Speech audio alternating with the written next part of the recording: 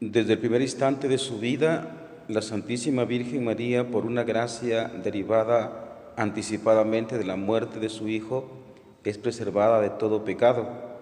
Así pues, la concepción inmaculada de la Virgen María se funda en su maternidad divina. La Asunción y la concepción inmaculada de María Santísima son la imagen anticipada de la Iglesia, la cual no tiene mancha ni arruga, sino que es santa e inmaculada por voluntad de Dios. Lectura del libro del Génesis. Después de que el hombre y la mujer comieron del fruto prohibido, el Señor Dios llamó al hombre y le preguntó: ¿Dónde estás? Este le respondió: Oí tus pasos en el jardín, tuve miedo porque estoy desnudo y me escondí. Entonces le dijo Dios: ¿Y quién te ha dicho que estabas desnudo? ¿Has comido acaso del árbol del que te prohibí comer? Respondió Adán: La mujer que me diste por compañera me ofreció del fruto del árbol y comí. El Señor dijo a la mujer: ¿Por qué has hecho esto? Repuso la mujer: La serpiente me engañó y comí. Entonces dijo el Señor a la serpiente: Porque has hecho esto, serás maldita entre todos los animales y entre todas las bestias salvajes. Te arrastrarás sobre tu vientre y comerás polvo todos los días de tu vida. Pondré enemistad entre ti y la mujer, entre tu descendencia y la suya, y su descendencia te aplastará la cabeza, mientras tú tratarás de morder su talón. El hombre le puso a su mujer el nombre de Eva, porque ella fue la madre de todos los vivientes. Palabra de Dios.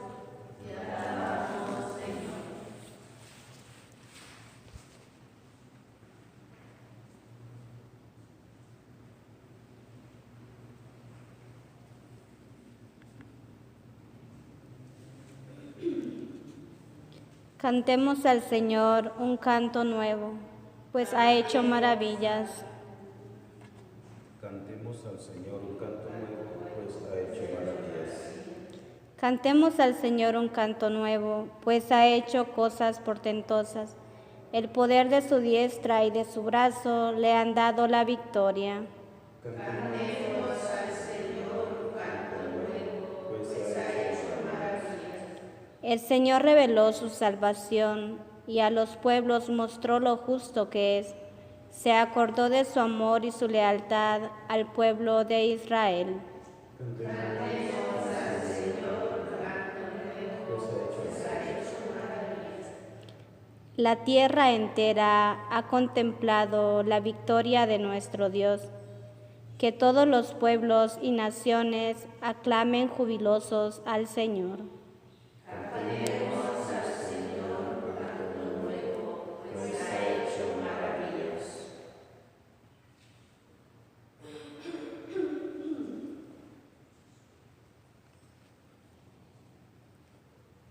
Lectura de la carta del apóstol San Pablo a los Efesios.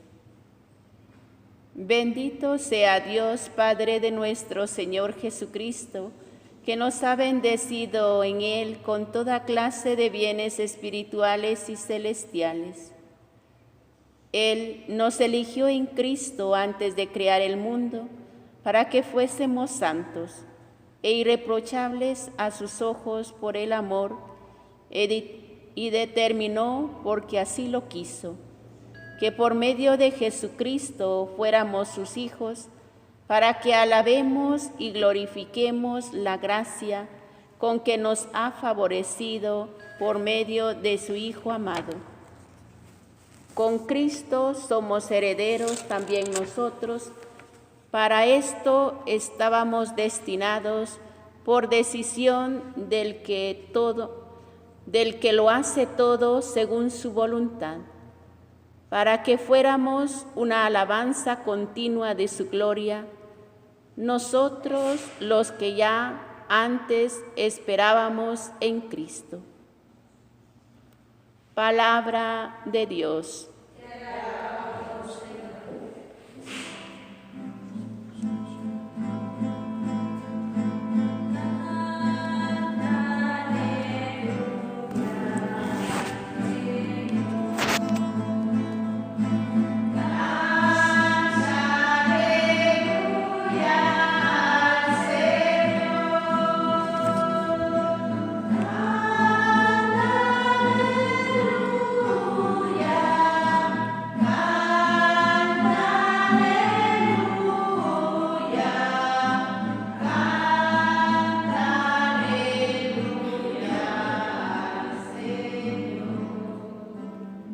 El Señor esté con ustedes. Y con tu espíritu. Lectura del Santo Evangelio según San Lucas. Gloria a ti, Señor. En aquel tiempo el ángel Gabriel fue enviado por Dios a una ciudad de Galilea llamada Nazaret, a una virgen desposada con un varón de la estirpe de David, llamado José. La virgen se llamaba María. Entró el ángel a donde ella estaba y le dijo: Alégrate, llena de gracia, el Señor está contigo. Al oír estas palabras, ella se sobresaltó mucho y se preguntaba qué querría decir semejante saludo. El ángel le dijo: No temas, María, porque has hallado gracia ante Dios. Vas a concebir y a dar a luz un hijo y le pondrás por nombre Jesús. Él será grande y será llamado Hijo del Altísimo. El Señor Dios le dará el trono de David su padre, y él reinará sobre la casa de Jacob por los siglos, y su reinado no tendrá fin. María le dijo entonces al ángel: ¿Cómo podrá hacer esto, puesto que yo permanezco virgen? El ángel le contestó: El Espíritu Santo descenderá sobre ti, y el poder del Altísimo te cubrirá con su sombra. Por eso el santo que va a nacer de ti será llamado Hijo de Dios. Ahí tienes a tu pariente Isabel, que a pesar de su vejez ha concebido un hijo, y ya va en el 6º mes la que llamaban estéril, porque no hay nada imposible para Dios. María contestó: Yo soy la esclava del Señor, cúmplase en mí lo que me has dicho. Y el ángel se retiró de su presencia. Palabra del Señor.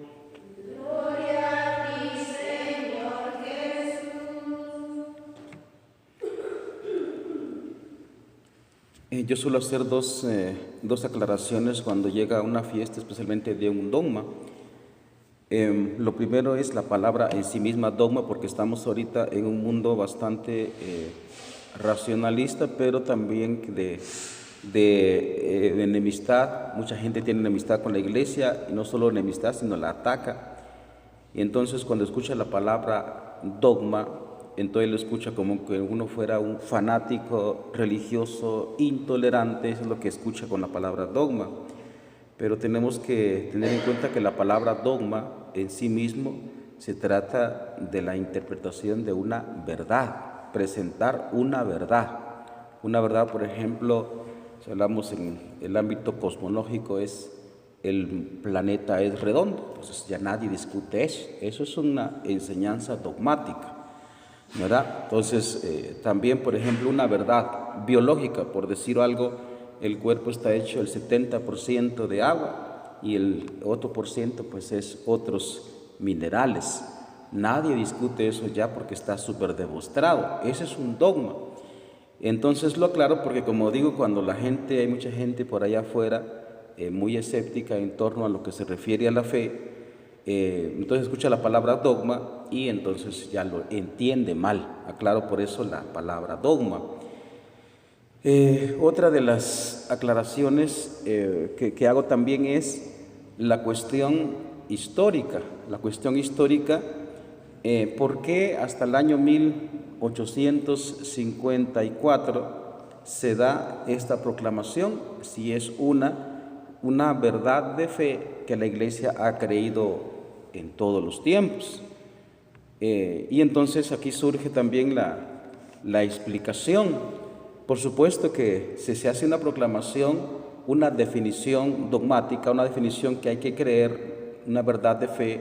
No es porque la Iglesia no la ha creído antes, sino que tristemente, lastimosamente, muchos teólogos, filósofos y pensadores y dentro de la Iglesia empiezan a trastocar y a no creer algunas cosas que la Iglesia ya creía, por sacar un tema también histórico en relación a la Virgen Santísima.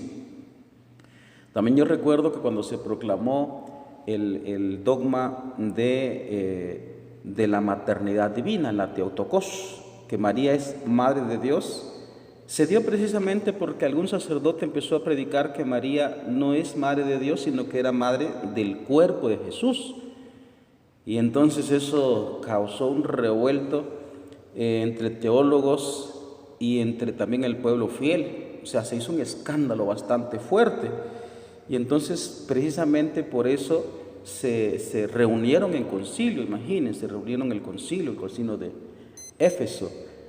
Me parece que es en el 450, me perdonan que no estoy seguro de la fecha, ¿no? Pero por ahí. Y entonces se proclama en defensa, porque si se deja de creer que María es Madre de Dios, entonces Cristo no se encarnó. Entonces desen cuenta que lo que significa eso, que en la Escritura, en el capítulo 1, versículo 14, dice que Jesucristo se encarnó. El Hijo de Dios se encarnó, el Verbo se encarnó. ¿De dónde tomó esa carne? O sea que si no tomó carne de la Virgen, entonces es una especie de fantasma que estaba colgando ahí. Entonces, en la cruz me refiero. Y entonces si se trastoca la fe en la Virgen Santísima, que es Madre de Dios, entonces también queda disminuido la fe en Jesucristo, que Él es Dios, verdadero Dios y verdadero hombre, o sea, dése cuenta. Entonces, por eso es que también la Iglesia dice que siempre defiende la maternidad divina, precisamente en relación a su Hijo, porque significa que Jesucristo queda como disminuido a una criatura. Y nosotros sabemos que Jesucristo es verdadero Dios, verdadero hombre, pero bueno, solo hago referencia porque en el dogma que hoy estamos celebrando, que es la Inmaculada Concepción, pasó exactamente lo mismo. Aquí tengo parte de la historia y que también se utiliza a la hora de la definición, es decir, habían también teólogos, pensadores, filósofos dentro de la Iglesia en el que tenían opiniones acerca de la Inmaculada Concepción, pero más bien de la Virgen o en relación al pecado original. Entonces no se atrevían, por ejemplo, ni siquiera el gran teólogo que sigue la Iglesia, y que no estoy diciendo que él faltó, simplemente no se atrevió a mencionarse, es el teólogo Santo Tomás de Aquino. No se atrevió a decir. ¿Por qué? Porque la Escritura manifiesta la universalidad del pecado original, cosa que leemos hoy en la primera lectura y que también lo aclara como mucho mejor en el capítulo número 5, versículo 12 de la Carta a los Romanos de San Pablo, donde dice: todos los hombres pecaron. Y entonces no se lograba como entender por qué una mujer, digamos, no le afecta ese pecado, pues no se atrevían a decir alguna cosa. Y entonces aparece un teólogo en el siglo XIII, Juan Duns Scoto, donde dice él, digamos, saca una argumentación, ¿verdad? Voy a leer un texto que está por acá. En los tiempos de Duns Scoto, la mayor parte de los teólogos oponía una objeción que parecía insuperable a la doctrina según la cual María Santísima estuvo exenta del pecado original desde el primer instante de su concepción.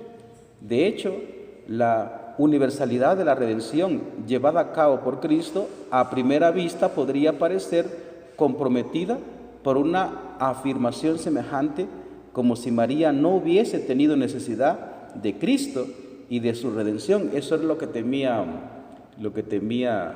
Santo Tomás de Aquino.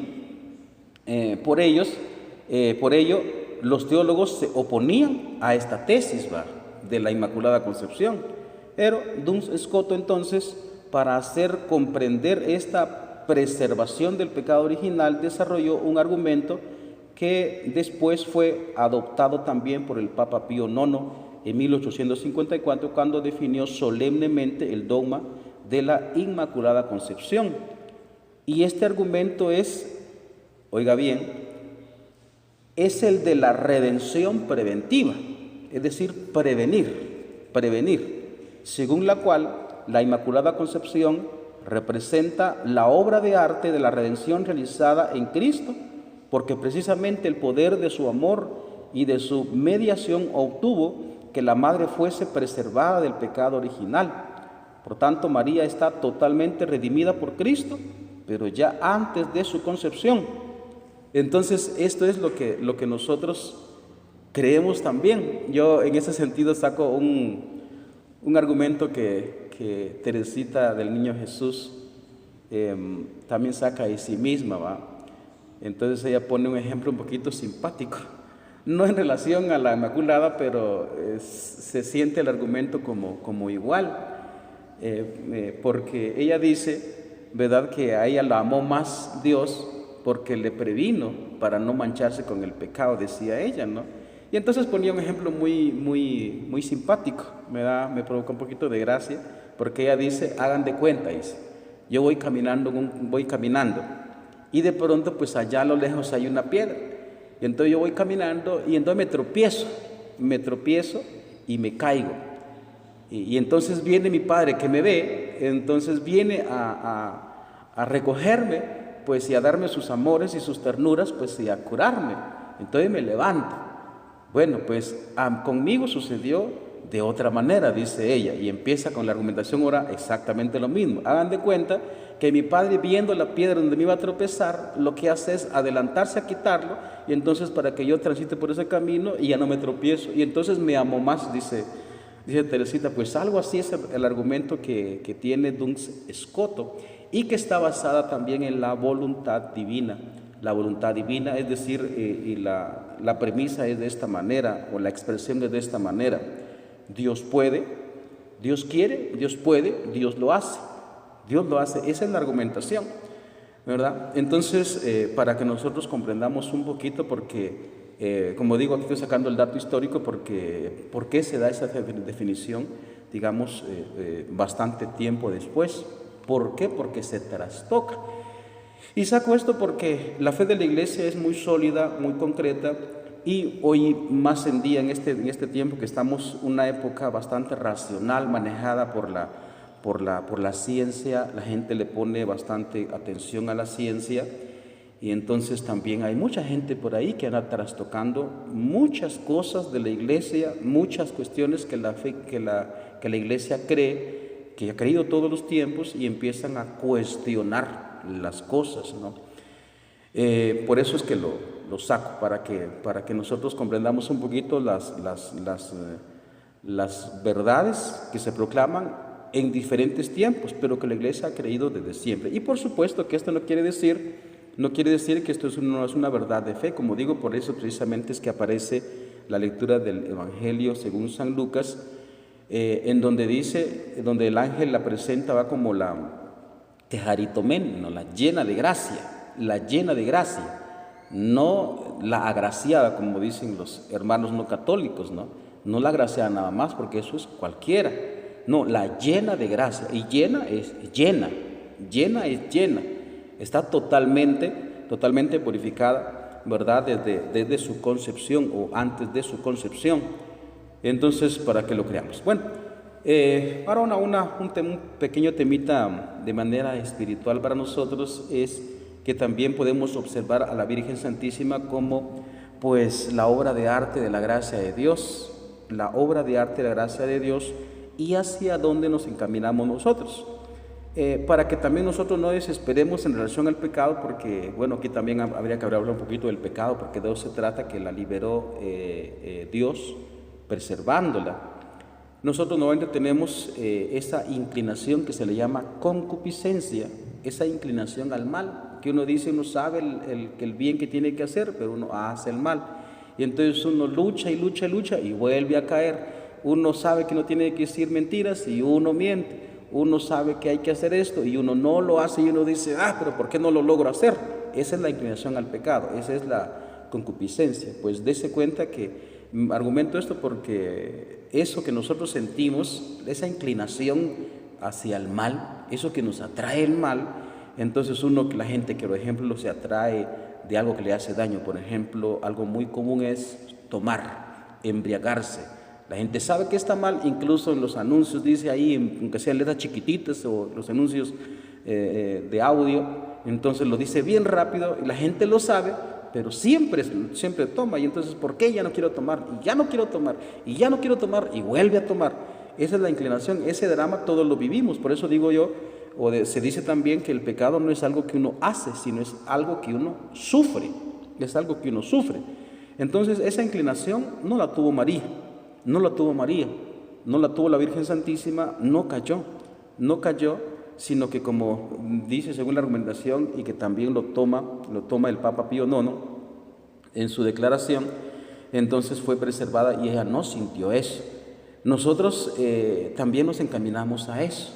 Ahora, todos los benditos días de nuestra vida tenemos que luchar contra ello, pero démonos cuenta hacia dónde nos encaminamos. También otro pequeño temita en relación a la espiritualidad también nuestra, la fe nuestra es que la Virgen Santísima, como decíamos en la monición que hicimos de inicio, pues aquí se presenta también a la Virgen Santísima como la Iglesia es, porque Jesucristo, eso está en la carta a los Efesios, en donde San Pablo dice que Jesucristo se entregó por su amada esposa, la Iglesia, para presentarla ante sí toda inmaculada, y significa sin mancha, hermosa, radiante la Iglesia, dice San Pablo. Pues también nos está anunciando un tiempo futuro, el tiempo de la eternidad, en donde también seremos purificados de esa manera y ya no tendremos pues eso que ahora tanto sufrimos, ¿verdad? La inclinación al mal. Ahora, para concluir, pues ciertamente aquí nosotros no podemos, hay un X sacerdote que se pelea con Cristo, le dice el sacerdote a Cristo, pero como que no es justo Cristo, le dice así. ¿Por qué? Porque ¿por qué a los santos sí les dan muchas gracias? ¿Y por qué a mí no? Uno cae y uno cae y uno cae. Bueno, la respuesta que uno puede sacar aquí es lo que dice San Pablo, ¿cómo así que es como que decir pues el recipiente de barro le va a alegar al alfarero ¿por qué me hiciste así? Pues la voluntad divina, lo que dice Duns Scotus, la voluntad divina, pues él sabe al fin del cabo. Lo que pasa es que también María respondió a todas las gracias que Dios le dio y que también nos da a nosotros. María sí respondió, nosotros respondemos, ese es el problema. Tenemos muchos regalos también, la Virgen tuvo muchos regalos, impresionantes regalos, ella los aceptó. En cambio el problema para con nosotros es que muchas veces, o la mayoría de veces, no aceptamos los regalos. Muchos regalos que Dios nos dio y nos da están sin abrir, porque uno no los acepta. Entonces, por eso precisamente en el caso de la Virgen, como el caso también de los santos, por supuesto que la Virgen es la Santísima y los santos, pues los santos, por supuesto que ellos han aprovechado todas esas gracias que Dios les ha regalado, les ha dado. En cambio, nosotros parece que el común, parece que nos cuesta mucho como aceptar esos regalos, esas gracias que Dios nos da, y por eso como que no logramos avanzar. Pero pues si aceptamos los regalos que Cristo nos da, podremos avanzar. Ciertamente tendremos que luchar con el pecado todos los benditos días de nuestra vida, pero tenemos que tener esperanza que así como la Virgen Santísima ha sido purificada, preservada acá en la tierra, pues está en el cielo, la contemplamos ahora, también nosotros en el cielo seremos también igual, como lo presenta el libro del Apocalipsis, ¿verdad? Concluyendo ya la escritura, ¿no? Que aparecía una cantidad de gente ahí bastante grande, de todas las razas, lengua, pueblo y nación, purificadas con la sangre del Cordero, ¿verdad? Vestidos de blanco. También nosotros tenemos que guardar esa esperanza, porque hay de nosotros sí desesperamos por las cosas, como digo, la inclinación al pecado que tenemos. Entonces, pues, hoy pedimos la intercesión abundante de la Virgen Santísima para que ella nos socorra y que de hecho lo ha hecho, por supuesto, ¿verdad?, a lo largo de los tiempos, ¿verdad? Las apariciones de la Virgen, por ejemplo, en Lourdes, que también ahí, pues a Bernadette ya se presenta después de la proclamación del dogma de Pío IX, después se presenta como la Inmaculada Concepción. A Bernadette ya ni sabía qué significaba eso, ¿no? Pero a lo que vamos con esto es que pedimos a la Virgen Santísima pues que nos socorra, cosa que ha hecho bastante, para que nosotros también lleguemos a ser semejantes a ella, pues en el cielo donde nos espera.